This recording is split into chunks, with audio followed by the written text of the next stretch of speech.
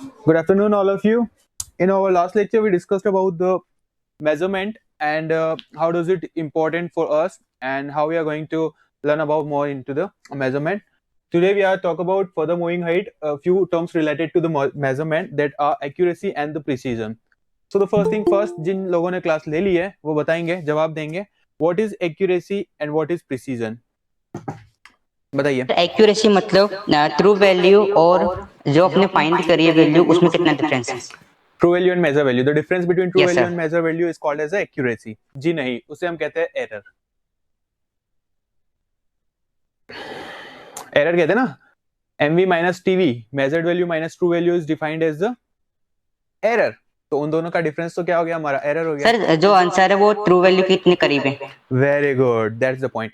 That the measured value is how much nearer to the true value is defined as the accuracy. If we have two readings and one of them is closer to the true value, then we say that the closer value is more accurate value. Is it clear? Which contains the lesser amount of error.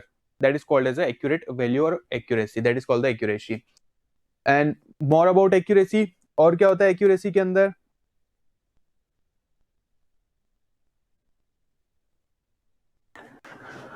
अच्छा, speed ज्यादा fast तो नहीं हो रही है, समझ में आ जाता है सबको?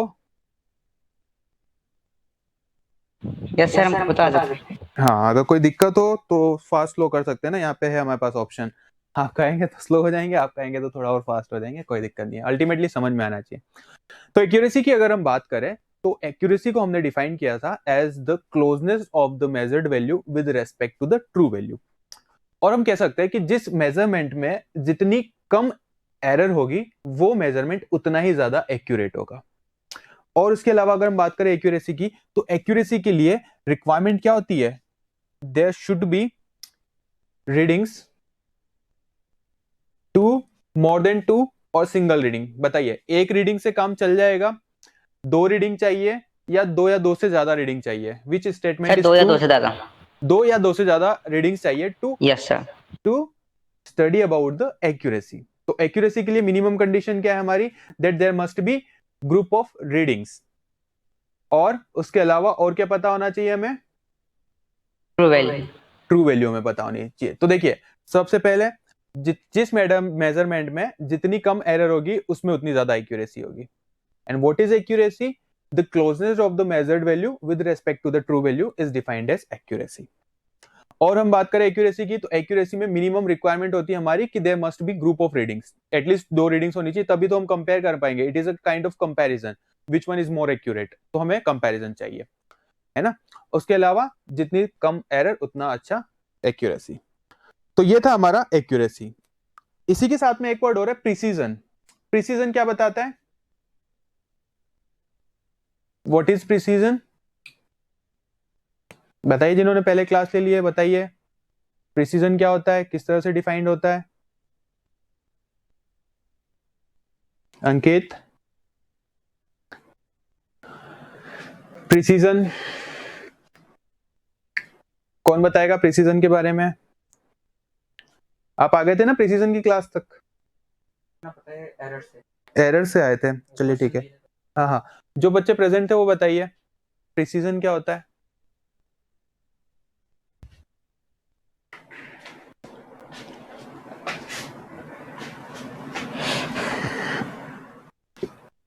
ट्राई कीजिए, ट्राई कीजिए, ट्राई कीजिए.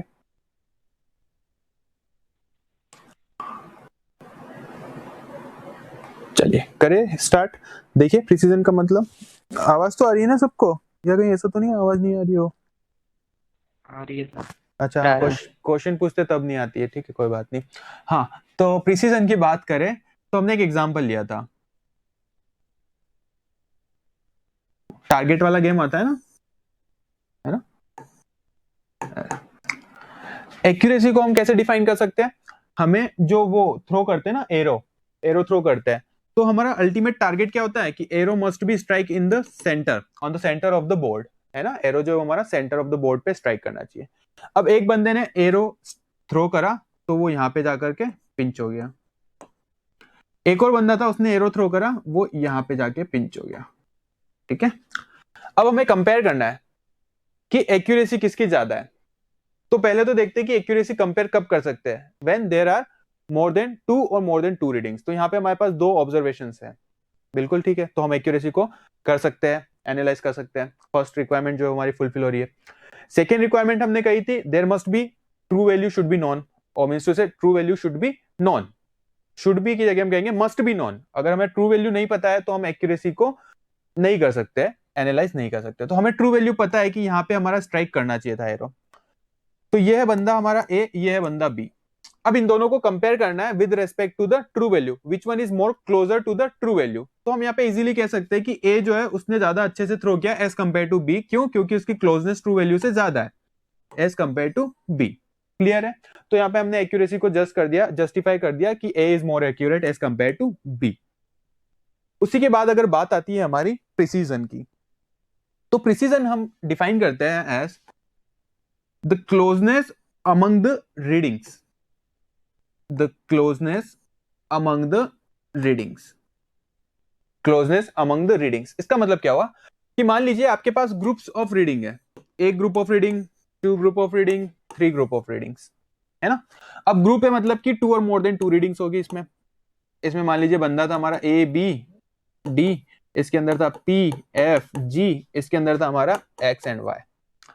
3 ग्रुप या फिर 3 सेट्स ऑफ रीडिंग्स है हमारे पास, है ना। तो एक्यूरेसी में तो हमने डिफाइन किया था closeness of the measured value with the true value. यहां पे हम डिफाइन करेंगे कि इन सेट्स ऑफ रीडिंग में अपने आप में कितनी क्लोजनेस है। भाई 3 बंदे तो तीनों ने 3 बार एक बार थ्रो करा होगा, तो 3 रीडिंग्स आएगी यहां से हमारे पास 3 रीडिंग्स आएगी और यहां से हमारे पास 2 रीडिंग्स आएगी। तो हमें यह करना है जज कि इन रीडिंग्स में आपस में क्लोजनेस किसकी ज्यादा है। हमें एक्यूरेसी से कोई मतलब नहीं है, ट्रू वैल्यू से ये कितना नियरर है, कितना क्लोज है, उससे हमें कोई मतलब नहीं है। तो एक चीज हमेशा ध्यान रखिए कि whenever we talk about the precision we doesn't bother about the true value. हमें ट्रू वैल्यू से कोई मतलब नहीं है whenever we talk about the precision. लेकिन जब हम एक्यूरेसी की बात करते हैं तो वहां पे कंपैरिजन किसके रेस्पेक्ट में होता है? ट्रू वैल्यू के रेस्पेक्ट में होता है। तो अब यहां पे इन्होंने कहां पे थ्रो करा उससे फर्क नहीं पड़ता, इन रीडिंग्स को कहां पे थ्रो करा उससे फर्क पड़ता है कि इन तीनों के बीच में कितनी क्लोजनेस है। For example A B D ने थ्रो करा, एक ए ने यहां पे थ्रो करा, बी ने यहां पे थ्रो करा, ए बी एंड ये हो गया हमारा डी भाई साहब, फर्स्ट ग्रुप ऑफ सेट, जिसको हम बना देते हैं सर्कल से। ये circle first group of set. Second है हमारा पी एफ जी। पी ने यहां पे थ्रो करा, एफ ने यहां पे थ्रो करा, जी ने यहां पे थ्रो करा, पी एफ एंड जी, इससे हम बना देते हैं स्क्वायर, है ना। तो इजीली हम ऑब्जर्व कर पाएंगे। थर्ड सेट ऑफ ग्रुप था हमारा एक्स एंड वाई। एक्स ने थ्रो करा बिल्कुल सेंटर पे और दूसरा थ्रो करा वाई ने यहां एज पे, ये हो गया हमारा y, इससे हमने बना दिया ट्राइंगल, और ये हो गया हमारा x, इसे भी बना देते हैं ट्राइंगल। अब देखिए 3 सेट्स ऑफ रीडिंग्स है हमारे पास, 3 टीम्स थी यहाँ पे। सबसे पहले एनालाइज करते हैं ए बी एंड डी को। ए ने यहाँ पे थ्रो करा, बी ने यहाँ पे थ्रो करा, डी ने यहाँ पे थ्रो करा। इन तीनों के बीच में अगर हम क्लोजनेस देखें तो ए और डी के बीच में इतनी डिस्टेंस है, बी और डी के बीच में इतनी डिस्टेंस है, और ए और डी के बीच में इतनी डिस्टेंस है। डिस्टेंस मतलब थोड़ी सी ज्यादा है। किसके कंपेयर में? Second set of group P F and G. P F and G की अगर हम बात करें तो इसमें एक्यूरेसी तो नहीं है। एक्यूरेसी तो कब होती है? जब ये इसके आसपास थ्रो करते हैं, लेकिन इन्होंने तो काफी एज पे थ्रो करा।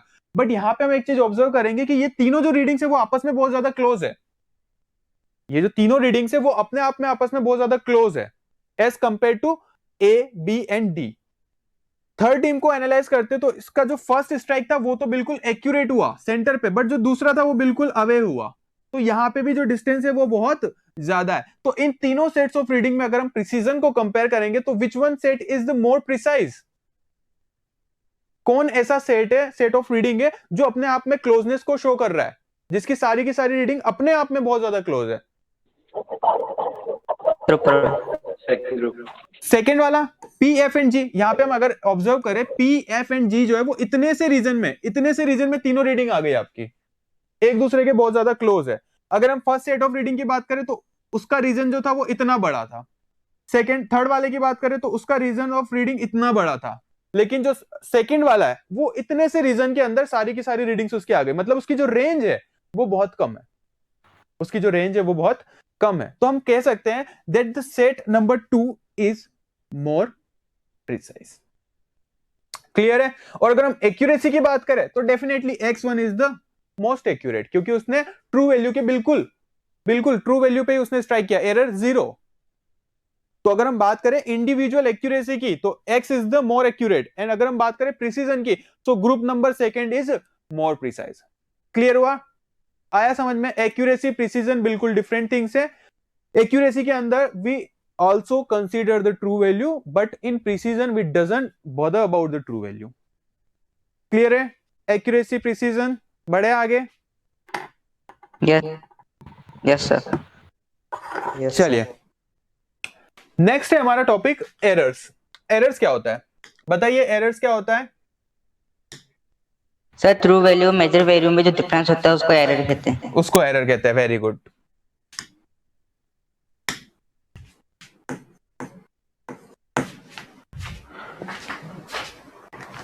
Error is defined as mv minus tv. Error E is defined as mv minus tv, measured value minus true value. Clear है? यस तो सर। जितनी ज्यादा इन दोनों के बीच में डिफरेंस जितना कम होगा एरर भी उतनी ही कम होगी, और एरर जितनी कम होगी एक्यूरेसी उतनी ही ज्यादा होगी। तो हम कंपेयर कर सकते हैं difference between mv minus TV, जितना कम होगा एरर आपकी उतनी ही कम होगी, एक्यूरेसी आपकी उतनी ही ज्यादा होगी। कंपेयर कर पा रहे? एग्री कर पा रहे? Yes sir. अब यहाँ पे हम प्रिसीजन को नहीं कर सकते जस्टिफाई। क्यों नहीं कर सकते? क्योंकि हमें ट्रू वैल्यू से कोई मतलब ही नहीं है प्रिसीजन के अंदर। तो जब भी हमें प्रिसीजन को एनालाइज करना होगा हमें क्या करना पड़ेगा? मान लीजिए हमारे पास 3 ग्रुप ऑफ सेट्स है, 3 सेट्स ऑफ ग्रुप है जिसके अंदर रीडिंग आ रही है 5, 10, 12 एंड 7। एक के अंदर आ रही है 1, 10, 7। एक के अंदर आ रही है 15, 17, 17, 14। अब हमें एनालाइज करना है which one group is more precise. तो अब हम क्या करेंगे? हम देखेंगे इंडिविजुअल ग्रुप्स को। पहले ग्रुप को अगर हम देखें तो इसकी रेंज निकालेंगे हम कि इसके अंदर मैक्सिमम वैल्यू कितनी आ रही है। बताइए 5 से बड़ा है 10 से बड़ा है 12 से छोटा है 7, तो मैक्सिमम वैल्यू कितनी हो गई हमारी ग्रुप में?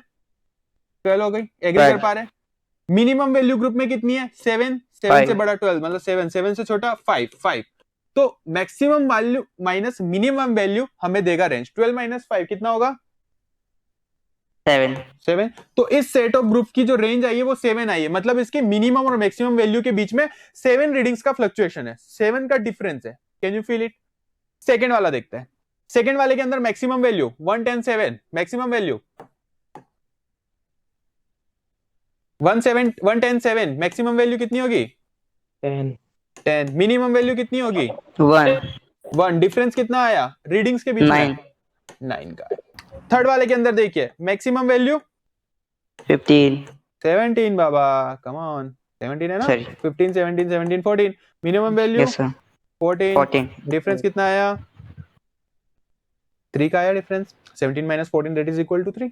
आगे अब देखिए फर्स्ट ग्रुप के अंदर फ्लक्चुएशन जो है वो 7 का आ रहा था, सेकंड के अंदर आ रहा था 9 का, थर्ड के अंदर आ रहा था 3 का। तो बताइए इन तीनों में से कौन सा ऐसा सेट है जिसके अंदर जो रीडिंग्स है वो एक दूसरे के बहुत ज्यादा क्लोज है, जिसके अंदर वेरिएशन कम होगा? जिसके अंदर वेरिएशन कम होगा उसी के अंदर क्लोजनेस ज्यादा होगी, और वही सेट ऑफ रीडिंग हमारा मोर प्रिसाइज होगा। एग्री कर पा रहे? तो ये है हमारा analysis of accuracy and the precision. Accuracy और प्रिसीजन में किसी को कोई डाउट हो तो पूछिए। फिर आते हैं हम एरर पे। बड़े आगे? No sir. नहीं सर? चलो बताओ, हाँ क्या प्रॉब्लम है? कोई डाउट? नहीं बढ़ना है आगे? बताइए फिर, डाउट पूछिए, कहाँ दिक्कत है?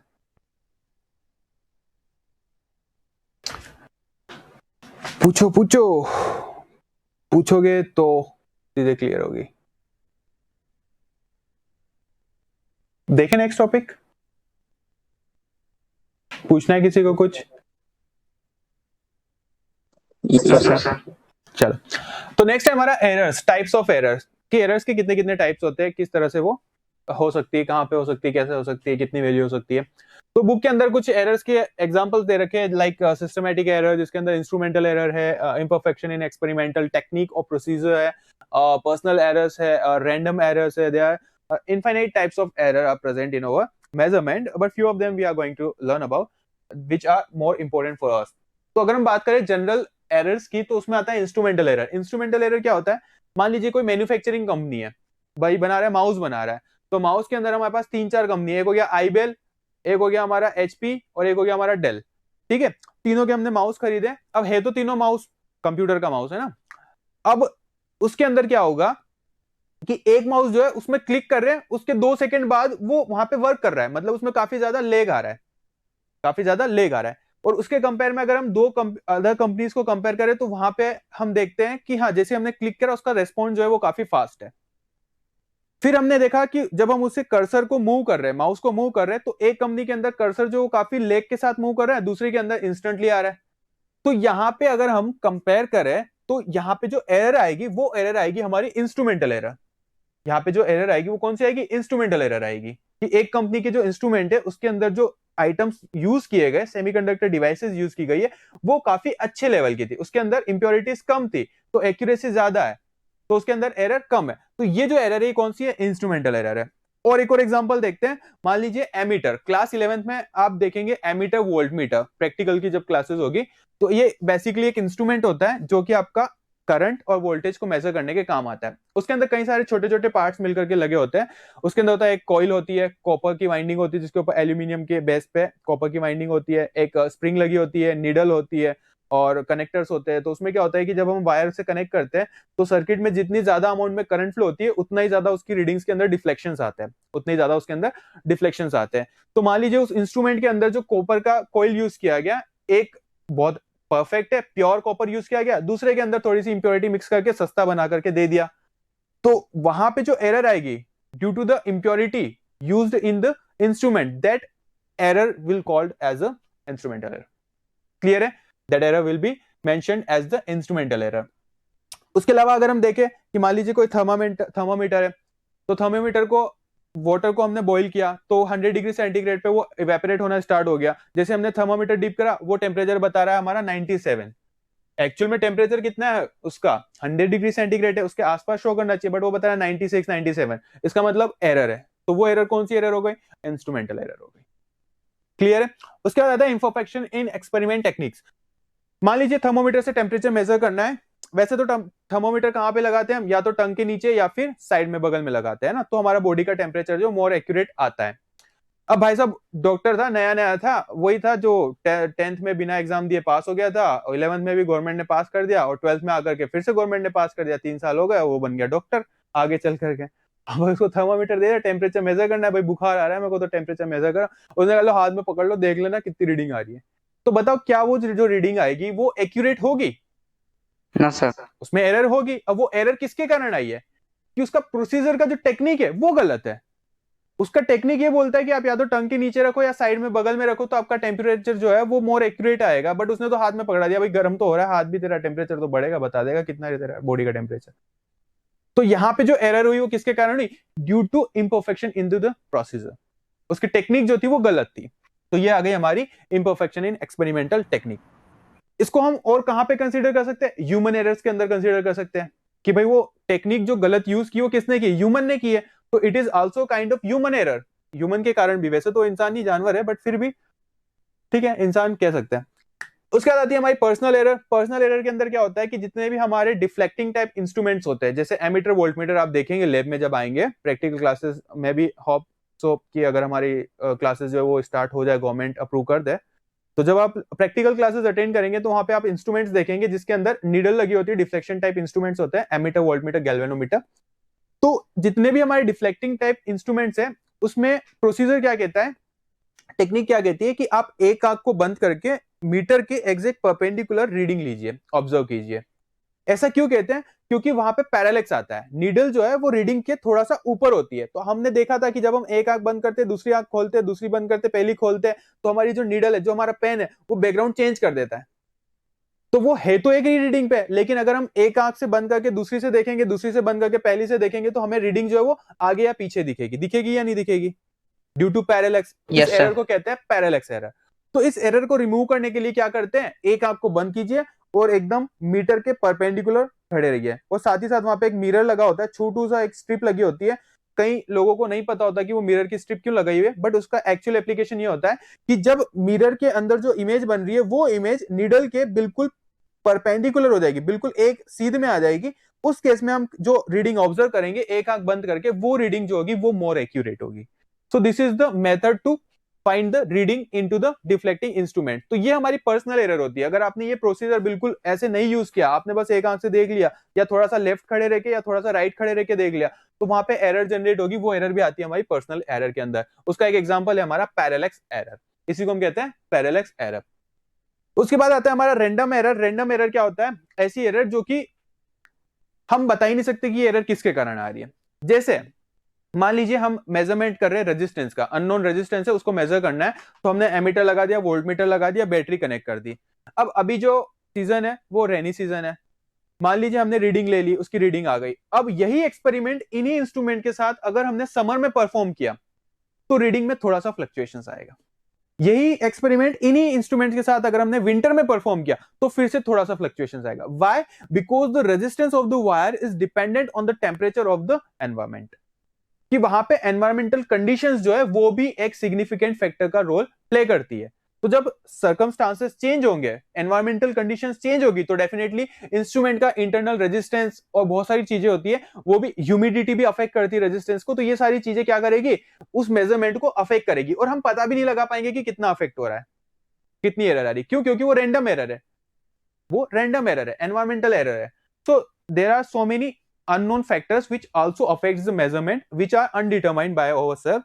So that kind of situations are considered as a random error. तो ये थी हमारी बेसिक एरर्स। इसके अलावा जो आती है वो आती है लीस्ट काउंट एरर और कैलकुलेशन एरर। मान लीजिए लीस्ट काउंट है, आपको मल्टीप्लाई करना है, सेंटीमीटर को मीटर में कन्वर्ट करना है, या डेसिमल कहाँ पे पॉइंट लगाना है, कौन सा इंस्ट्रूमेंट यूज करना है। मान लीजिए हमें लेंथ जो मेजर करनी है वो मेजर करनी है मिलीमीटर में, और हम लेकर के आए वो बड़ा वाला फीता जो चलता ही हमारा सेंटीमीटर में, 1 2 3 4 5 सेंटीमीटर। अब वो सेंटीमीटर की तो उसके ऊपर मिनिमम रीडिंग है 1 सेंटीमीटर, आप उससे मिनिमम मेजर कर सकते हैं 1 सेंटीमीटर, लेकिन आपको मेजर करना है मिलीमीटर में, तो उससे तो आप मेजर कर ही नहीं सकते। तो वहां पे लीस्ट काउंट का एरर आता है। लीस्ट काउंट होता क्या एक्चुअली? लीस्ट काउंट का मतलब ये होता है the minimum reading that can be measured by an instrument. तो भाई हमें तो मिलीमीटर की रेंज में मेजर करना था, लेकिन जो इंस्ट्रूमेंट हम लेकर के आए उसकी मिनिमम रीडिंग कितनी थी? सेंटीमीटर में। तो यहाँ पे लिस्ट काउंट आ रहा है सेंटीमीटर में, लेकिन हमें चाहिए था मिलीमीटर में, तो एरर आएगी, मेजर कर ही नहीं सकते। तो ये चीज समझ रहे हैं आप? तो ये जो एरर आती है ये कहलाती है हमारी लिस्ट काउंट एरर। उसके अलावा कैलकुलेशन मिस्टेक्स भी होती है, मीटर को सेंटीमीटर, सेंटीमीटर को मीटर में कन्वर्ट करना भूल गए, मल्टीप्लाई डिवीजन में प्रॉब्लम कर दी। तो ये सारी एरर्स जो है ये थी बेसिक एरर्स। इसके अलावा अगर हम बात करें मैथमेटिकल एरर्स की, तो हमारे पास बेसिकली 3 एरर्स है, absolute error, relative error and percentage relative error. ये जो 3 एरर्स है ये हमारी based on the mathematical formation. इस पे बेस्ड हमारा न्यूमेरिकल भी आता है, और ये जो एरर्स है ये मोर इंपॉर्टेंट है। इस पे अगर आपका पहले वाली एरर्स पे अगर क्वेश्चन आएगा तो थ्योरेटिकल क्वेश्चन आएगा, 1 या 2 नंबर का आएगा, वो भी रेयरली, बट उससे ज्यादा इंपॉर्टेंट जो है वो है हमारी absolute error, relative error and percentage relative error. Absolute error के अंदर भी हमारे 2 टाइप होते हैं। कौन कौन से टाइप होते हैं एब्सोल्यूट एरर के अंदर? Individual absolute error and mean absolute error. Mean absolute error. अब ये क्या होता है भाई साहब? एब्सोल्यूट एरर क्या होता है? तो absolute error is defined as MV minus TV. अब क्वेश्चन ये होता है कि जब एब्सोल्यूट एरर हमने डिफाइन कर दी कि भाई मेजर्ड वैल्यू ये है, ट्रू वैल्यू ये है, इन दोनों में जो डिफरेंस आ रहा है वो एरर है, तो इसके अंदर मेजरमेंट में हमारी इतनी एरर आ गई, तो फिर रिलेटिव एरर की क्यों जरूरत पड़ी? परसेंटेज रिलेटिव एरर की क्यों जरूरत पड़ी? जब हमने एब्सोल्यूट उसमें अपन रिलेट करके देखते हैं ट्रू वैल्यू से, ट्रू वैल्यू से रिलेट करके देखते हैं। इसका एक एग्जांपल लिया था हमने कि मान लीजिए स्कूल से फोन जाता है आपके घर पे कि आपके बच्चे के 10 नंबर आए, आपके बच्चे के 10 नंबर आए, तो पेरेंट का क्या क्वेश्चन होता है? कितने में से आए? अब मान लीजिए अगर वो 10 में से 10 है तो पेरेंट्स खुश हो जाएंगे, और अगर 100 में से 10 है तो फिर पेरेंट्स तब भी खुश होंगे, क्योंकि पीटना तो बच्चे को ही है, दुखी कौन होगा? बच्चा होगा। तो यहाँ पे मतलब ये हुआ कि 10 जो है वो आपकी एब्सोल्यूट वैल्यू हो गई, लेकिन वो सिग्निफिकेंट नहीं है। कब तक सिग्निफिकेंट नहीं है? जब तक कि हम उसे रिलेट ना करें कितने में से, कितने में से। तो वही हमारा बताता है रिलेटिव एरर को। मान लीजिए एरर आई है आपकी 1 सेंटीमीटर की, हमने कहा कि भाई mv minus TV is equal to 1 centimetre, 1 centimetre is the absolute error. Now question अगर कि वो जो 1 सेंटीमीटर एरर है वो सिग्निफिकेंट नहीं है, वो सिग्निफिकेंट कब होगी? जब हमें ये पता होगा कि कितने मेजरमेंट किया हमने तो 1 सेंटीमीटर की एरर आई। अगर हमने 2 सेंटीमीटर का मेजरमेंट किया उसमें 1 सेंटीमीटर की एरर आ गई तो वो जो एक्यूरेसी वो बहुत ही कम है। लेकिन अगर हमने 1 किलोमीटर की लेंथ को मेजर किया उसके अंदर 1 सेंटीमीटर की एरर आई है तो वो काफी एक्यूरेट मेजरमेंट होगा। तो यहां पे हमें रिलेट करना जरूरी है कि किसके रेस्पेक्ट में ये एरर आई है। That is really important to understand.